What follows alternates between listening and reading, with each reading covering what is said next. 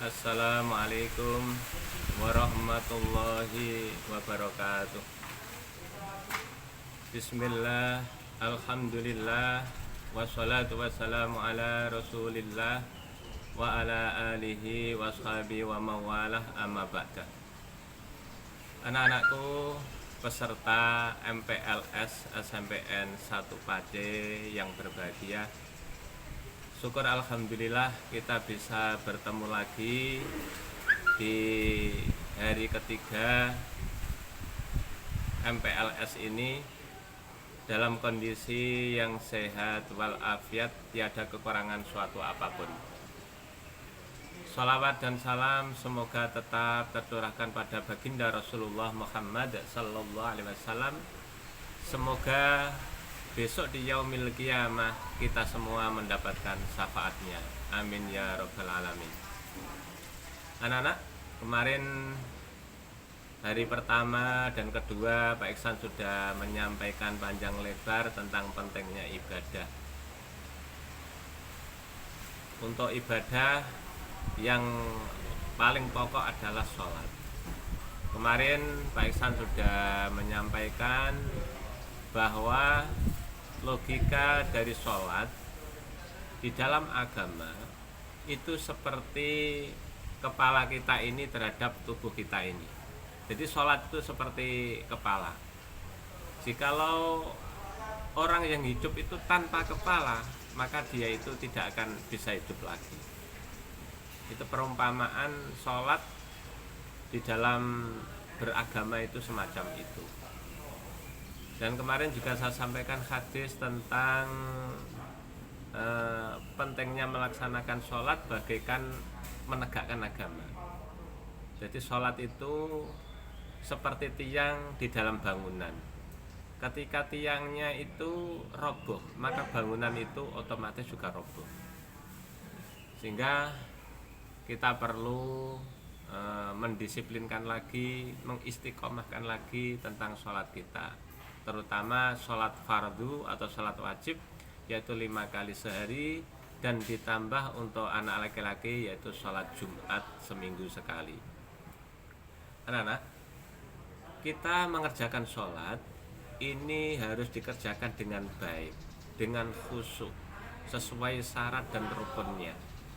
Karena sholat yang kita kerjakan dengan baik itu bisa mencegah dari perbuatan keji dan mungkar. Allah berfirman, a'udzubillahi minasyaitonir rajim, inna sholata tanha 'anil fahsya'i wal munkar.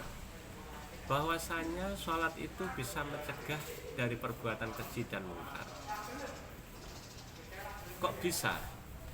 Itu tentunya perlu kita sampaikan logika-logika dasar yang ada di dalam sholat. Anak-anak, sholat itu media komunikasi seorang hamba kepada Tuhannya. Komunikasi. Jadi kita sholat itu pada dasarnya kita ini menghadap pada Allah Subhanahu wa ta'ala.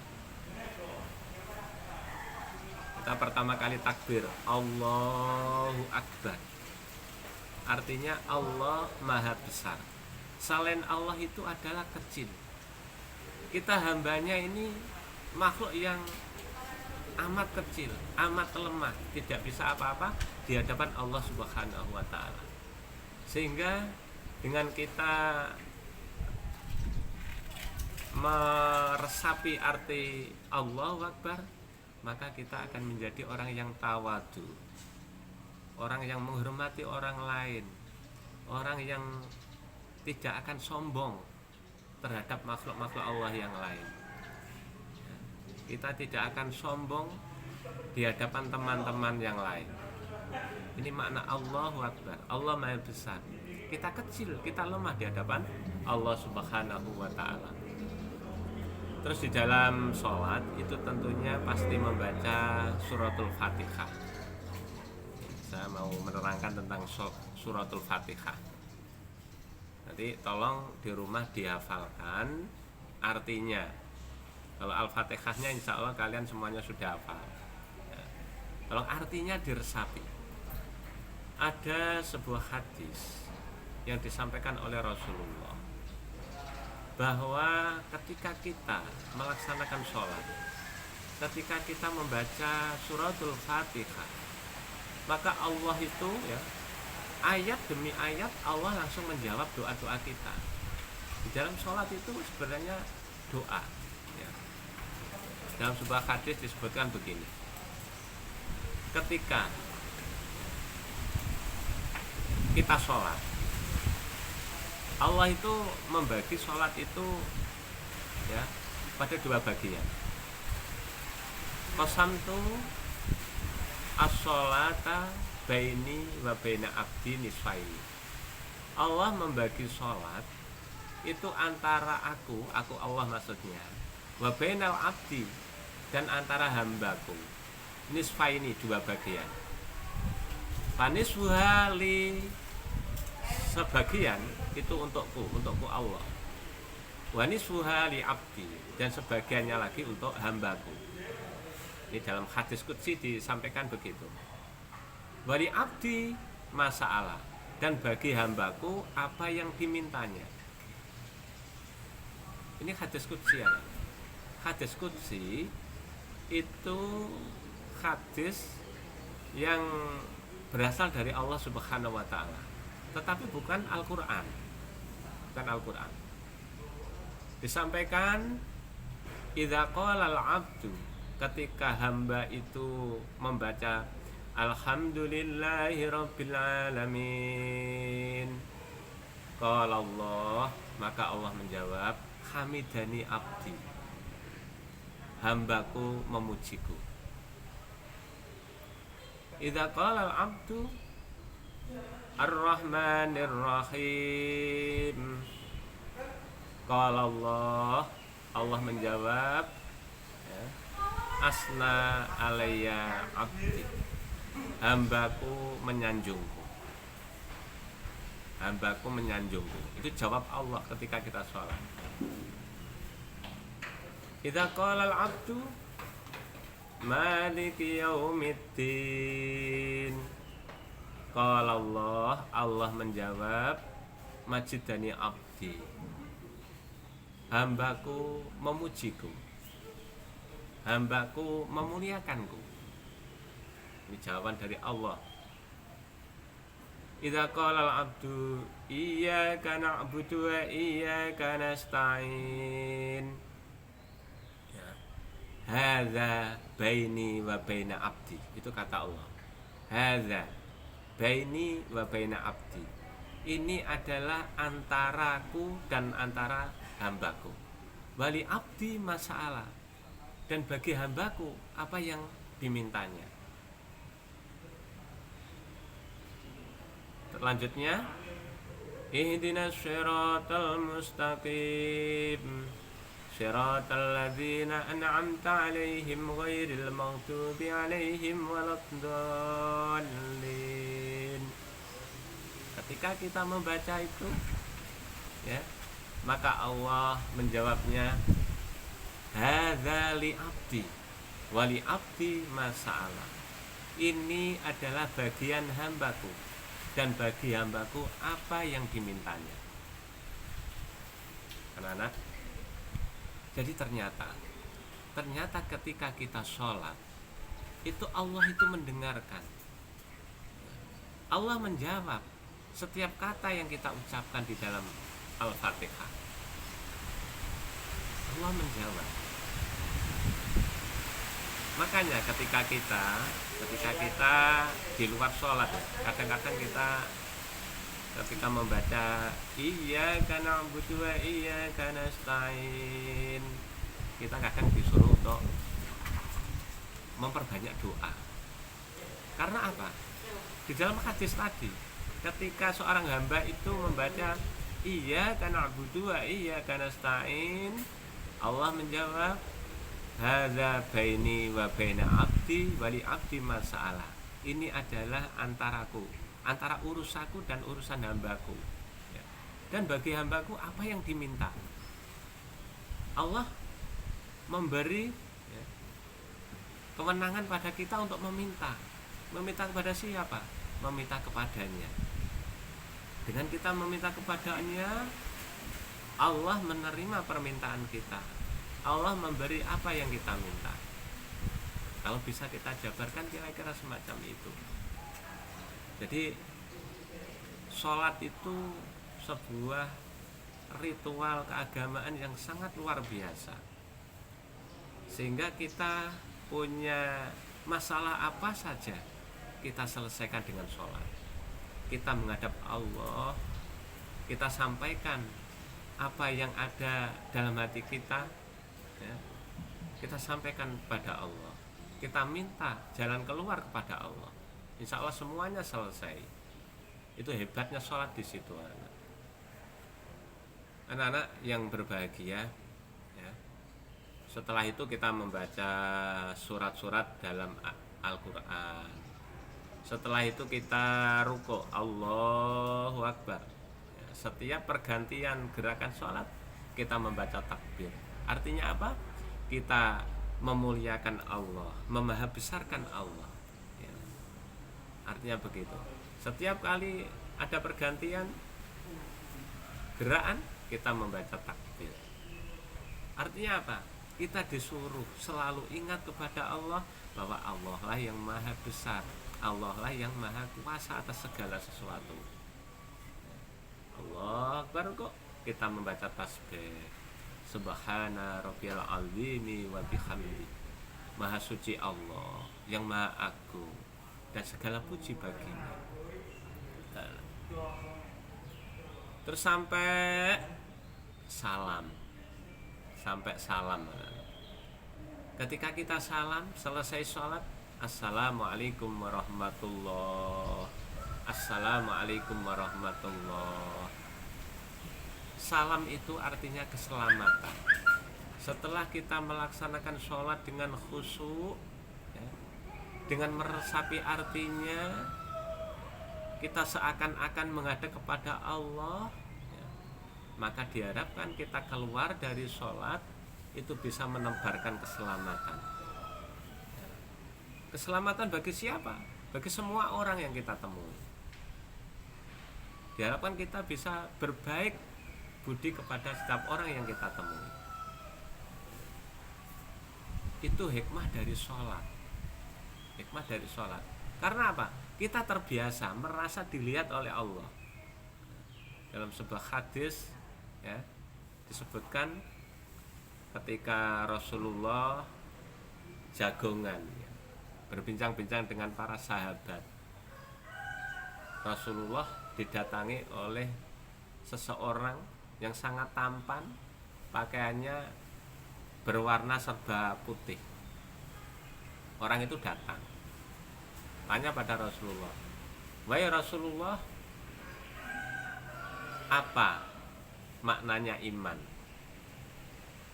Setelah Rasulullah menjawab, iman adalah bla bla bla bla bla, orang tersebut membenarkan, "Shadaqta ya Rasulullah, Anda benar ya Rasulullah." Sahabat di samping Rasulullah itu, ya, mendengarkan itu semua. Setelah itu orang itu bertanya lagi pada Rasulullah, "Apa Islam itu?" Rasulullah menjawab, "Islam itu adalah bla bla bla bla bla." Orang itu membenarkan lagi, "Benar engkau ya Rasulullah." Setelah itu yang ketiga, orang itu bertanya, "Apa ihsan itu?" Mal ihsan, ihsan itu apa? Rasulullah menjawab, "Anta budallaha ka'annaka tarahu, fa illam takun tarahu fa innahu yaraka." Ihsan itu adalah kalian menyembah Allah seakan-akan engkau melihatnya. Jikalau kalian tidak bisa menyembah Allah, tidak bisa merasa menghadap kepada Allah, maka yakinlah bahwa Allah melihat engkau. Allah melihatmu. Itu makna dari ihsan. Bukan ihsan berarti Pak Ihsan, tidak. Kami menerangkan tentang hadis yang pernah disampaikan oleh Rasulullah. Setelah itu orang tersebut membenarkan Rasulullah dan kemudian pamit dan pergi. Para sahabat pada waktu itu terheran-heran. Herannya apa?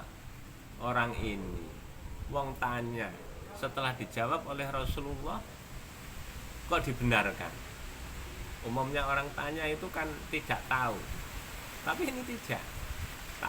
Tanya setelah dijawab dibenarkan, tanya setelah dijawab dibenarkan, dan terus begitu sampai 3 kali.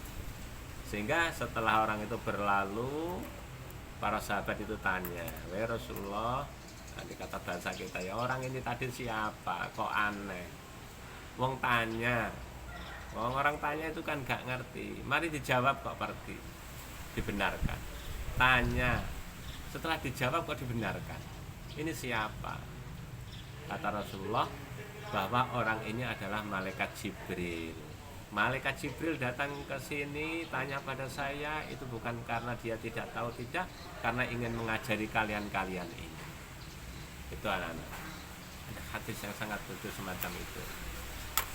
Jadi Jibril kok begitu Pak? Malaikat itu bisa menjelma sebagai seorang yang sangat tampan semacam itu, bisa berpakaian serba putih. Itu malaikat. Anak-anak, untuk sholat itu standarnya itu dikerjakan dengan berjamaah. Nanti kalau keadaannya sudah normal,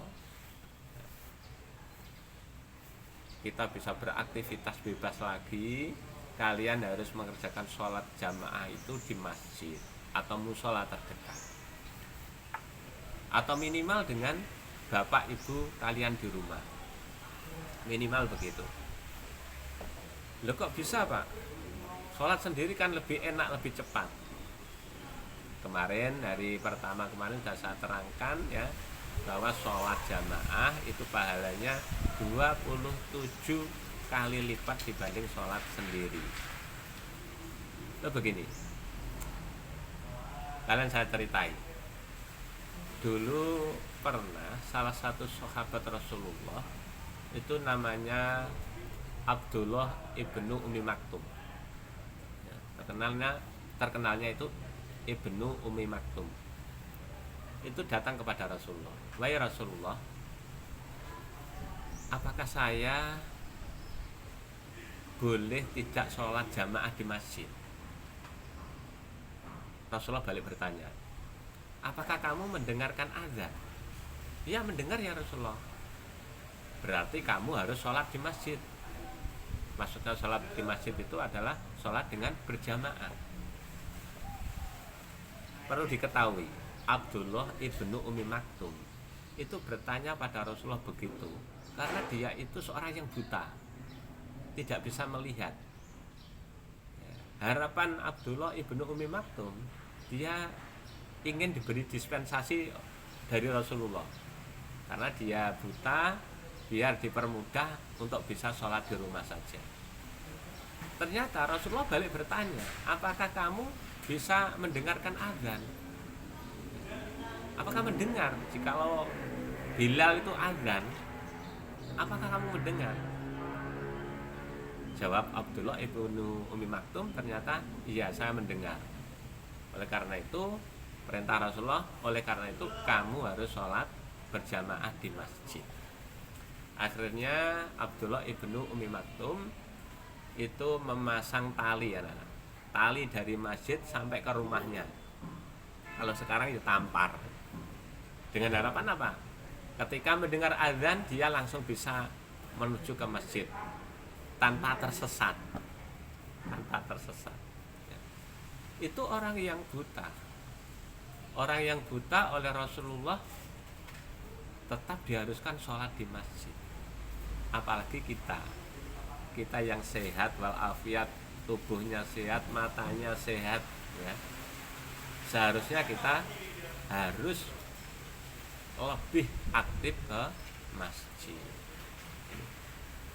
Anak-anak yang berbahagia ya, itu standarnya kita melaksanakan sholat begitu anak-anak, standarnya begitu. Tapi suatu saat ketika kita kok ketinggalan sholat di masjid, yo alangkah baiknya kita tetap jamaah walaupun jamaah kita di rumah. Kira-kira begitu. Anak-anak, untuk materi ibadah ini saya hanya ceramah dan ceramah saja. Nanti untuk praktek selanjutnya itu nanti ada tugas-tugas dari guru pendidikan agama kelas 7. Nanti insya Allah kalian akan diberi tugas, antara lain adalah membuat jurnal keagamaan. Jurnal keagamaan itu harus diisi setiap hari ya. Nomor 1 hari Senin tanggal sekian, kegiatannya sholat zuhur. Kalau sholat ya ditentang ya, kalau tidak ditentang tidak. Asar, maghrib, isya, subuh juga begitu. Di isinya jurnal keagamaan itu antara lain adalah keaktifan kalian dalam mengerjakan sholat. Terus sholatnya itu dikerjakan jamaah apa munfarid? Kalau jamaah ya ditentang jamaah, kalau munfarid ya ditentang munfarid. Munfarid itu artinya sholat sendiri. Setelah itu ada kolom lagi namanya kolom mengaji. Kalian hari ini mengaji, membaca Al-Quran, namanya surat Al-Baqarah halaman 1 sampai 3. Besok kalian membaca surat Al-Baqarah lagi halaman 4 sampai 5 dan seterusnya. Itu anak-anak. Itu namanya nanti jurnal keagamaan yang kalian tanda tangani dan mengetahui wali murid, bapak atau ibu kalian. Anak-anak,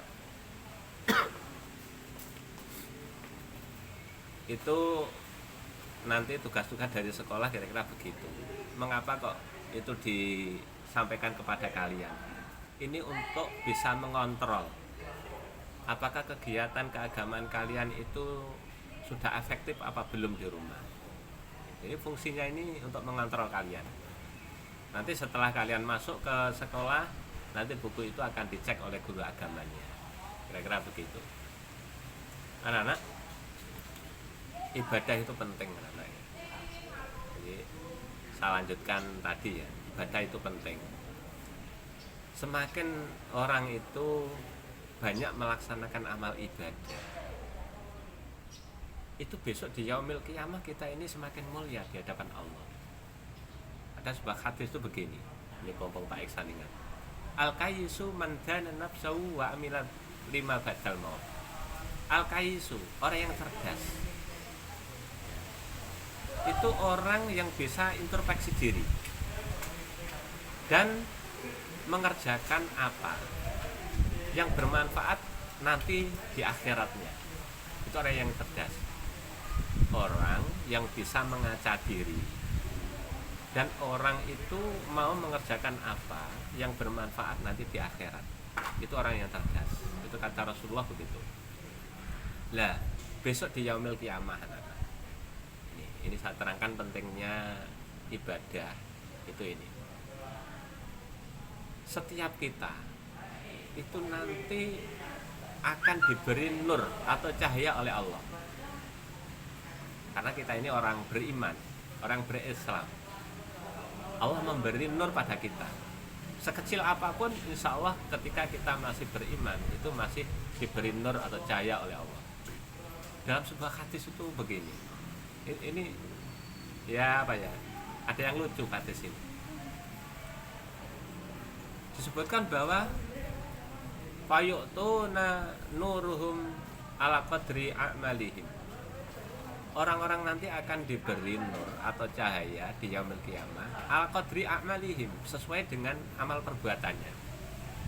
Faminhum may yu'ta nuruhu misal jabali. Ada seseorang besok itu diberi nur atau diberi cahaya oleh Allah, besarnya cahaya itu sebesar gunung, biyaminihi baina yadaihi, di depannya diberi nur sebesar gunung, cahaya sebesar gunung. Wah, ini orang hebat ini, amalnya luar biasa. Wa minhum may yu'ta nuruhu fawqa dzalika. Dan ada lagi orang itu diberi nur, diberi cahaya itu lebih besar dibanding gunung ini. Wa minhum may yu'ta nuruhu mislan nakhlati biyaminihi. Ada orang yang diberi cahaya itu besarnya seperti pohon kurma. Ya seperti pohon palem kalau di sini. Biyaminihi, di sisi kanannya. Wa minhum may yu'ta nuruhu duna dzalika. Ada orang lagi diberi cahaya besarnya itu lebih kecil dibanding pohon kurma itu. Kata yakuna akhiruman yu'ta nuruhu ala ibhami kodami. Yang terakhir itu ada ini, orang yang diberi cahaya oleh Allah, cahayanya itu sebesar ibu jari. Ibu jari, jadi kelip-kelip gitu. Yudhi umarrotan wa yudhi umarrotan. Sesekali ibu jarinya itu ya sebesar ibu jari itu, kecil. Sesekali itu menyala, sesekali padam. Sesekali menyala, sesekali padam. Nah, ini kira-kira orang yang amal perbuatannya itu sedikit sekali. Masih ada amalnya tapi sedikit. Nah, semacam itu. Semacam itu. Ya, besok di yaumil qiyamah itu semacam itu. Tergantung kita. Kita mau oleh Allah diberi nur yang besar sebesar gunung atau lebih besar dari itu, apa sebesar ibu jari, yang kelip-kelip semacam itu terserah kita. Ya, itu anak-anak. Karena itu mari anak-anak, ini pompong MPLS hari ketiga, saya sarankan pada kalian saya ajak ya untuk lebih giat melaksanakan amal ibadah ya. Dengan harapan apa? Kita menjadi orang-orang yang beruntung baik di dunia maupun di akhirat kelak. Itu saja anak-anak dari Pak Iksan. Ada kurang lebihnya kami mohon maaf. Selamat melaksanakan tugas kalian thalabul ilmi, mencari ilmu di SMPN 1 Pace. Semoga sukses dan mulia. Kurang lebihnya mohon maaf. Assalamualaikum warahmatullahi wabarakatuh.